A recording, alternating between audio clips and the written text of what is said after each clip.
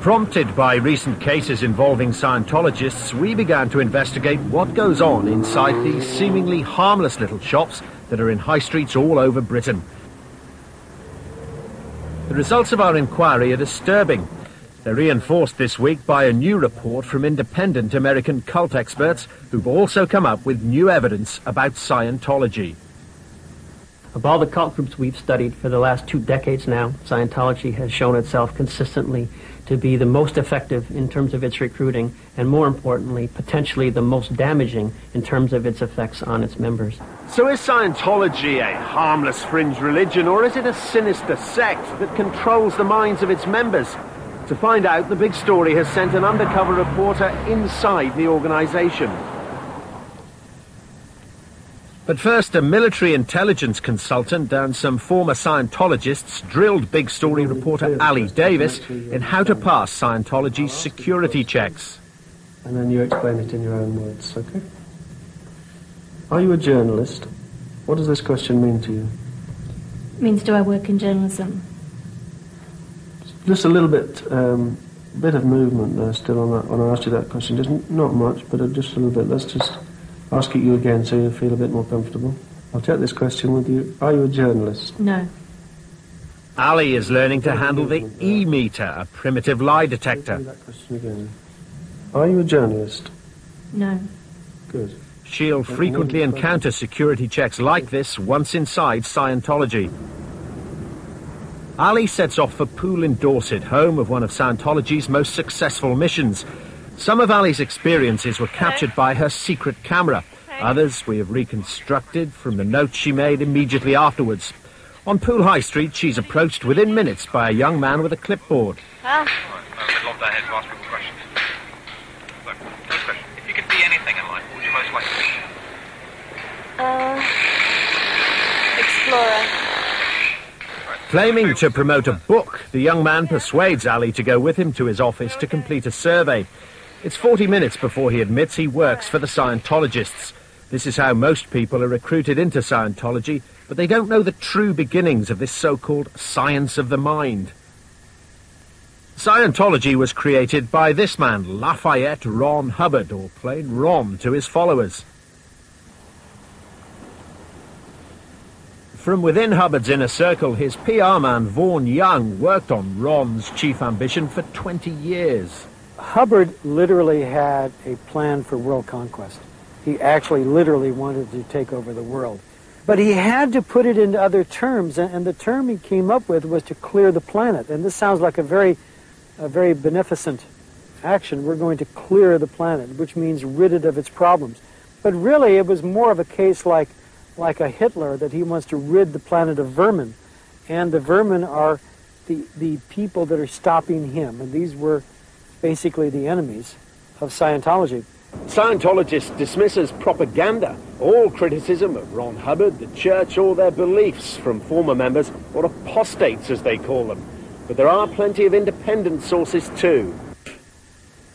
Science fiction writer Hubbard created a colourful life history for himself, claiming to be a nuclear physicist, explorer, and war hero. This was exposed as the myth it was by Sunday Times journalist Russell Miller. Ron Hubbard was a charlatan, a liar, a confidence trickster, a thief. He invented his whole life. He invented a career to substantiate himself as a guru for the Church of Scientology. In 1968, Hubbard was banned from Britain and took to the high seas.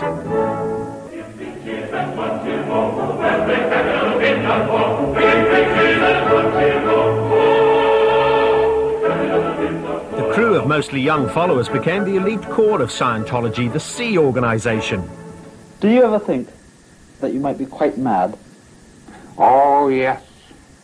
The one man in the world who never believes he's mad is a madman.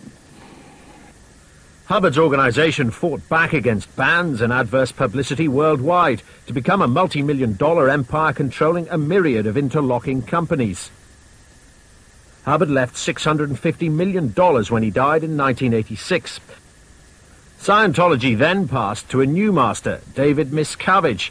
For 5 months, Miscavige's private office was managed by Vaughan Young's wife, Stacey. His viciousness and his cruelty to staff was unlike anything I had ever experienced in my life. He wanted me to carry out a lot of his vindictive orders. He just loved to degrade the staff. He got a kick out of it. He thought it was funny. Anybody who didn't think it was funny, like I didn't, was very suspect. Back in Poole, Ali agreed to complete a personality test at home for the Scientologists. This is their standard recruiting technique. She planned to drop it off at the centre and return the next day for her results, so she wasn't wearing her secret camera gear. But the Scientologists were determined she should wait. After more than an hour's wait, she was eventually ushered in to see Debbie, the registrar. When I was in Debbie's office the first night, I spoke about a relationship breakup, and she really dug into that. She made me actually feel really bad about that, although I actually I'm completely over it. She then went through the personality test.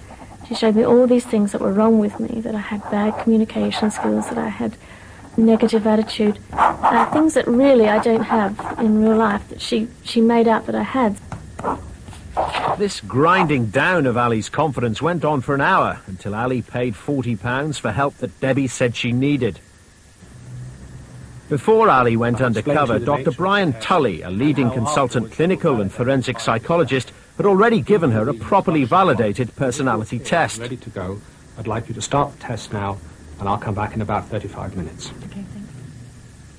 Dr. Tully's findings were rather different to those of the Scientologists. As far as one can understand this form, they're more or less saying that she has some desirable qualities, but she has a whole range of undesirable and poor communication skills. Now, that's just not true. On a scientifically validated test, we find that actually she's a very warm person. She likes to get involved with people at a very early stage. She's emotionally stable. She's open to new experience and interests. Hello, Tully. Ali embarks on a communications course costing £50, designed to remedy her supposed lack of communication and relationship skills. These are a series of bizarre exercises. Her partner recites a series of numbers. When he moves on to letters, she must persuade him to go back to numbers. Oh, can you go back to the numbers again? I was just getting interested in those. The numbers were really interesting. Thanks, yeah.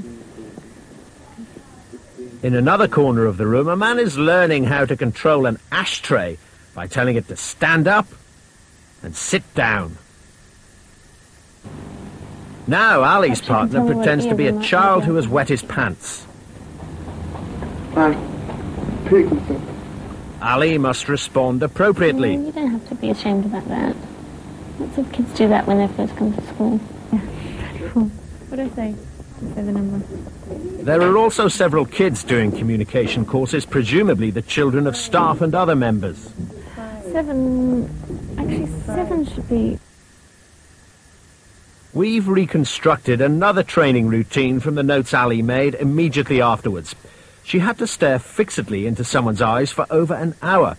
She even found herself hallucinating.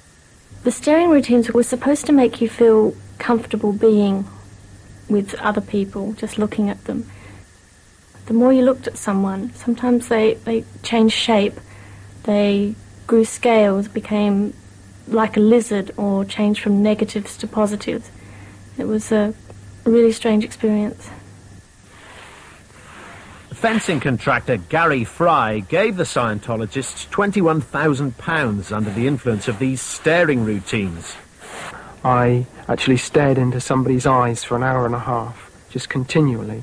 And straight afterwards I was taken upstairs to buy more courses. And I can remember just handing over, actually signed a piece of blank paper with my initials, and then gave them, they typed a letter of authority in around it, and I gave them my building society book, and they just went and drew out what they wanted.